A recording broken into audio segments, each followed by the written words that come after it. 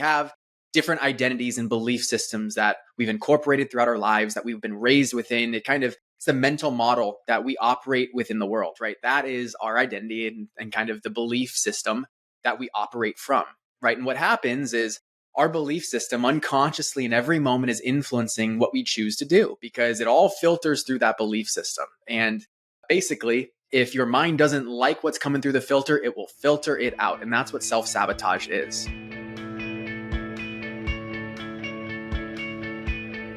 Welcome, everyone. I am so excited to be here today with Brian Ford. Brian, welcome to What the Fundraising.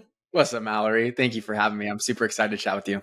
Me too. Okay, let's kick it off with you telling everyone a little bit about you and your work. They're going to instantly know why you're here with me today, and then we can get into all the goodness. All right. Yeah, no, I'm very grateful for the place that I come from here today, right? So I grew up in a privileged household and really was raised with a lot of generosity and was a scholar athlete, Division I soccer player, and a lot of my life experience kind of prepared me to do what I do today. So I'm very grateful for that. Basically, the way that I put it, my mission is to convert human intention into action, so people who have the intention to make a difference in the world, to contribute to the cause they care about, to get involved in their community, right? How do I support people to actualize that, right? To be able to operationalize that. And then same thing for people in their health, their relationships. You want to create more intimacy in your relationship. You want to improve your exercise routine. You have that intention. How do you convert that into action? That's really what that motivates me and fires me up. So the two ways that I express that are through the nonprofit work I do. I've got a nonprofit called the For Purpose Foundation that we make impact opportunities accessible for everyday people. And then there is the personal development side of what I do. I've got a coaching business and a podcast called Self-Improvement Daily. Been over 6 years of daily podcast episodes, just trying to share whatever I've learned about behavior change to support people and changing their life and changing the world. Okay, let's just get into it because I love everything that you shared. And actually, I want to start with what you think the biggest barriers are to people not being able to convert their intention to action, because there are probably a lot of people on this show, and if they have listened to me for a while, who are maybe becoming more aware around their resistance and what the space between their intention and their action. And so from your perspective, what's that all about? Yeah, there's a few different layers to this. I think I'll go to the deepest just right off the bat, because that's what we're here for. So that they answer that question, what's keeping people from converting intention into action, is something that I call self-sabotage. So self-sabotage is this unconscious influence that we all have where our mind is preventing us from doing the things that we consciously want to do. And that doesn't make any sense, right? Why are we holding ourselves back and handcuffing ourselves from being the person we want to be, from taking action in the bold and confident ways that we want to? Where does this come from? And it really is kind of rooted in a psychological principle called the identity behavior feedback loop. So we have different identities and belief systems that we've incorporated throughout our lives, that we've been raised within. It's the mental model that we operate within the world, right? That is our identity and kind of the belief system that we operate from, right? And what happens is our belief system unconsciously in every moment is influencing what we choose to do because it all filters through that belief system. And basically, if your mind doesn't like what's coming through the filter, it will filter it out. And that's what self-sabotage is, right? It is this restrictive force that somehow rationalizes you away from doing what you said you want to do or what you're going to do. And self-sabotage becomes a little more obvious when I talk about the different ways that it's actually expressed, right? So I said kind of one of the forms of self-sabotage. The others are perfectionism, right? Trying to have everything right, procrastination, kind of delaying and waiting, limiting self-talk, negative beliefs, imposter syndrome. Talk about irrational thinking, overgeneralization, getting distracted, feeling fear, anxiety, and stress. What do all of these things have in common? It's that they are the thing that keeps you from doing what you said you were going to do. And it's your mind that makes up this story to convince you to do otherwise so that you stay in the comfort of your current identity and belief system. So that's why self-sabotage is this great limiting force in our life, is because it happens without us being aware of it. It's this protective force that's always trying to serve us, but it's serving the current version of us rather than the version we want to be. And that's where, in order to overcome self-sabotage, we kind of get into the next opportunity, which is you need to take action despite the fear, the worry, the procrastination, the perfectionism, the limiting self-talk, the imposter syndrome, all of those things. You take action anyway, and you do so consistently.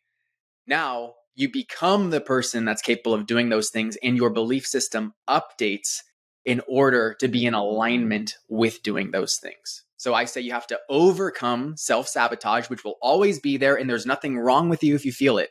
In fact, it's evidence that you're doing something right because you overcome self-sabotage in order to become that next version of yourself. So there's a lot of tactics that go into that process, but that is the overarching idea of how we get in our own way. It's self-sabotage. Okay. I have never talked about this sort of in this framing before. There's a lot of sort of like similarities from how we've talked about it. But what I really like is, there's something really empowering about the word self-sabotage that I've never really thought about before, which is that because we are kind of doing it to ourselves, even though it's subconscious, we can stop doing it. And so, or we can find ways to, as you're talking about, sort of overcome it and act anyway. And so actually there's something about it that feels a little bit like empowering to me. So I'm thinking about this piece around how, like, you listed a lot of things that as you were going through them, I was like, I bet people who are listening to this, and this was so true for me too, are experiencing many of the things that you mentioned. And probably the level of overwhelm that they feel in starting to address them might be kind of high. So like for the person who's like, yes, I have the shopping cart of everything you just listed, Brian, where do they sort of start in a way that doesn't totally overwhelm their system and have them like kind of shutting down more? Totally. No, it's a great question. And it gets into an elaboration of how to operationalize this. So the volume of the self-sabotage corresponds with the volume of action that you're considering taking, right? Because if self-sabotage is keeping you from taking action, if it's a small action, then it's a small point of self-sabotage. And if you feel a little scared or you're procrastinating a little bit, you're getting a little distracted, right? Those are easier to overcome because it isn't this grandiose scale of difficulty in order to get yourself to do something. And that's why it's always start small. In the language of the unconscious mind, especially as we're talking about this feedback loop of being able to create new beliefs, the language that the mind speaks is consistency and frequency over intensity and complexity. Meaning you do small things many times, that actually weighs heavier to your belief system than doing one big thing that was really difficult. So you microdose overcoming these challenges. You microdose taking action despite fear. You microdose getting yourself focused after being distracted. You microdose speaking more confidently and boldly about who you are instead of feeling like an imposter in these little instances. And then you don't feel the same volume or extent of the self-sabotage because you start smaller. To go one step further in the framework, right? So now that we know that, okay, it's small action is kind of required, there's still going to be some resistance. And, we take the path of least resistance as humans, right? So there's going to have to be some supporting cast to get us to take action. And that's where I really encourage people, instead of focusing on the thing itself, right? Let's say that you want to exercise more consistently, or perfect example for this industry is to actually put your work away at the end of the day, right? To feel comfortable and not guilty about putting your work away at the end of the day. Instead of just that being the point of focus, I encourage you to think about the system and environment behind that specific thing. Meaning, what if there was a system of your shutdown routine that happens at 5 p.m. every single night, you're done at 5:30, and then your system is you shut your laptop, you turn it off, and you put it in the other room. Now you're adding friction to going back to continue working and opening your laptop, which makes the behavior harder to do, which means you're less likely to do it, which means that you're no longer providing evidence of you deprioritizing your personal time at the end of the night, right? So that's where if you build the system, a system is a form of environment. The behavior flows from the environment. And if you're intentional about the environment supporting the right actions, then the belief is going to update on its own until that becomes your unconscious process. And there's no self-sabotage because there's no resistance to the identity that you're currently expressing. Okay. One of the things I love about what you're talking about is that I think a lot of times we think about optimizing our environment only around sort of how to get us to do certain things, or like in a way that feels like it's additive, right? Like, Sure. okay, it's going to get me to do this other thing. And what you're talking about, or that example you gave, at least around creating friction for yourself, is actually optimizing your environment so that you won't do something, which is a strategy that I use in my own life, like more than anything else, probably. Like when I found myself, when I started my business and I created my first website, it was on like a website tool where anybody could edit it, including me, who am like not, tech, very super tech literate. And I found myself wasting so much time tinkering with like words and pictures and doing all this stuff and wasting hours like on this website that still wasn't that great. And finally I got to the point where I kept trying to get myself to stop and I couldn't. And I was like, okay, Mallory, you need to have your website built on WordPress in an environment that you cannot learn how to edit. And like maybe you could, but it would take a lot of time to figure out how to edit it and you won't do it. You know that about yourself. So do it. So I paid somebody to rebuild my website on a WordPress website, literally in an environment that freaked me out so much that I knew I would not edit it myself. And it was like, that was the day I stopped editing my website myself. And so I just love that because I think it's like a way in which we can make changes around us that like relieve us of another thing, as opposed to always being about getting us to do another thing. Totally. Yeah, no, it reminds me of the work that I do in helping people to establish standards for themselves, right? Because like, oh, everyone wants to have higher standards. Oh, what does that mean? Well, it's an expectation of what you do on a daily basis with different criteria considered. And the way that I have people build out many of their standards is to create negative standards rather than it being, oh yeah, I want to exercise 20 minutes a day. You say, I want to exercise no less than 15 minutes a day, right? And when you change the angle of the standard, it's kind of like you're talking about, you get a little creative and flip it on its head a little bit. Use inversion is the term, right? If you use inversion in the way that you think about things, then now you have this totally different perspective that might have either a little more bite or something more concrete to it that causes you to respond more positively.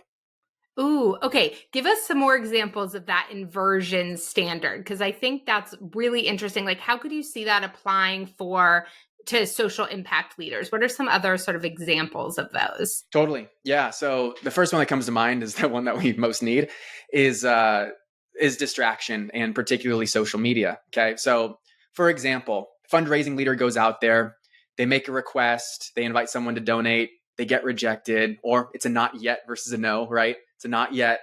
All right, man, you feel this kind of nervous system arousal. Oh man, am I not good enough? Oh, what could I have done better? The inner critic comes in.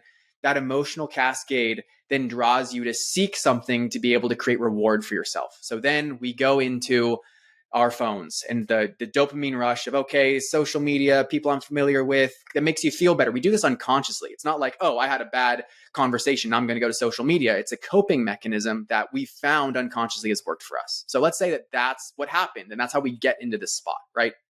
So the negative standard for social media, understanding that it plays a role in our lives, is instead of saying, oh, well, I'm going to give myself a 30-minute allocation of social media every day, which is more of the, hey, I have this barrier to reach. You ask yourself the opposite question, the inverted question, which is, well, how much social media is too much for me in a day?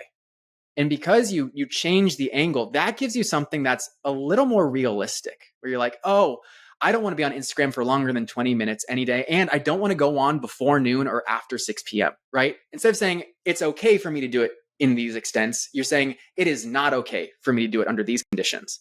And that's what a negative standard or inversion will help you to do, right? Same thing as kind of the example I just gave with work-life balance, right? I do not work after 6 p.m. or whatever, 5 p.m. Instead of being like, oh yeah, like I want to stop working at 5 p.m. You change the level of commitment that you have in the way that you message the things you're talking about, right? And then specifically, there's other tactics. I'm not going to get into those. But then the last one that I'd say is helpful from an inverted standard is related to nutrition, dessert, alcohol, cigarettes, etc. Right? So you say, I will have no more than one serving of dessert this week, or I will have no more than my allocated portion, right? Or I'll have no more than one drink a night, whatever it is. It's like when you use inversion, you just create more creative opportunities to be able to reflect on what is your authentic right choice rather than the version of it that you think is kind of the clickbait headline that you're like, yeah, that sounds good. It's more rooted and grounded in what you actually want. Okay. All right.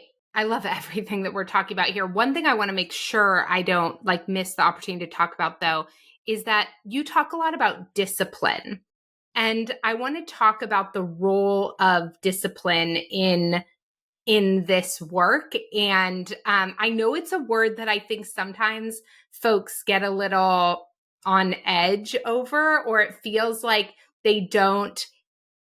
It feels easily associated with a lot of sort of shoulds or maybe feeling bad about ourselves. And so I'm curious sort of how you think about that word, what it looks like in practice, and then how people can start to adopt more discipline without like shaming themselves around perhaps where they haven't had it in the past. Totally. Yeah, no, you're spot on with people's overall perception of what discipline is, right? You even think about like disciplining a child. Like there's this inherent punishment that's built into our idea of discipline. It's like, oh, well, there's got to be sacrifice in order to be disciplined. And that's a negative environment, right? That makes it harder for us to be who we want to be with that relationship. So I do have a different definition of discipline that I feel is more empowering and representative of who we can be and want to be. And as I describe it, discipline is consistently making the choice to take the right actions despite circumstances. So it's all about the choice that you make. And our choice is completely contextual, but it's having the awareness to know what the right choice is and then following through on that right choice. That's what discipline is. So, for example, let's say that your standard, let's tie it all together. Let's say that your standard for exercise is that you exercise 20 minutes every single day, right? Well, let's say that you're sick tomorrow and you're like, oh, well, I told myself that I was going to exercise for 20 minutes, even though I'm bedridden. Am I not disciplined because I'm not following through on this commitment that I made? No, because the discipline is making the right choice that most serves the intention of why you want to exercise overall, to support your health, to improve your wellness. So the action itself is just a vehicle to fulfilling on one of the intentions. So that's where the choice to have the discipline to follow through on, even though I'm in this challenge. I told people I was going to exercise every single day, but I'm feeling sick. This doesn't serve me. You can have the discipline to make the choice to not exercise because that is what most serves you. And that's why it's despite the circumstances. Most of us think about the circumstances of, oh, I don't feel like it. It's too late. I'm too tired. I don't know how. So we lack discipline. We give ourselves a hall pass. We make an exception, an excuse, and self-sabotage comes in during that to steer us off course to do something more comfortable. But it's equally present in the circumstances of, let me truly audit the choice that I'm making and what most serves me. And that's where, when you're talking about the awareness of your options and then the discipline of following through on the option that you feel like most serves you, that's what I call intentionality. And that is my North Star in everything that I do. I try and be as intentional as possible in every choice that I make, everything I commit to, every word that I say, because I want it to represent me as authentically and positively as I possibly can, right? So that's what I would say about discipline is it needs a rebrand. It is misunderstood. And intentionality is the ultimate expression of our unrestricted self-discipline. Ooh, okay. So, one of the things that I'm wondering about as I'm hearing you talk is like for folks who have perhaps are developing their relationship with self, how hard is it for them to tell the difference between a self-sabotaging voice and their true intention? Like I'm thinking about that sort of like sick exercise example, right? It's like, okay, that's clear, but I can come up with an excuse every day around why I do not have time. And sometimes they are very convincing. And so, how do you help people sort of sort through where that voice is coming from? That is such a good and informed question. So I appreciate you asking it. This is getting very nuanced in the way that we're thinking about this, which is where it needs to go. So we have this, I call it one of humanity's fatal flaws, which is we are completely transformed by the biases of the present moment. So we can rationalize in a moment that we genuinely shouldn't do something, or it's genuinely not the right decision, or it's genuinely off alignment, or whatever it is. We can believe with conviction that thing's true.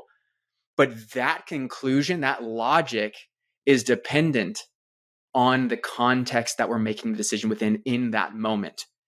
So it is impossible in the moment to distinguish if it's self-sabotage or if it's a meaningful, reasonable exception as an expression of self-discipline, which means the only time that you can adequately make that assessment is in reflection. So it's by providing feedback and understanding the choices you made, being able to audit the context. You're no longer in that moment. Now you're a third party stepping yourself back and you're looking at the decision that you made. And from the energy of your best self, your mindful self, your conscious self that isn't being gripped by the present biases, you get to answer, did I make the right call on that? Did I make the right choice? Or was that an excuse? And when you allow yourself to be honest, be like, oh, you know what? I was soft there. I could have been more disciplined. I could have been more assertive. Or, yeah, you know what? I think that was the right decision. It's the intuitive sense from that point of reflection and feedback that then gives you the insight you need to then inform the next time you're in that situation, to challenge the conclusion that you're making in the moment. Because you're like, oh, wait, I ran this play before and it didn't work. So let me, and now I'm aware of what's happening that caused me to conclude this. So let me think differently. Let me choose differently. And then you get feedback on it another time to see if that worked better for you. So that's a super insightful question. And that would be my understanding for it. And that's why from a personal performance standpoint, I have a night routine where every single day I reflect on the key areas of my life to see if I followed through on the standards I have for myself. And if not, why not?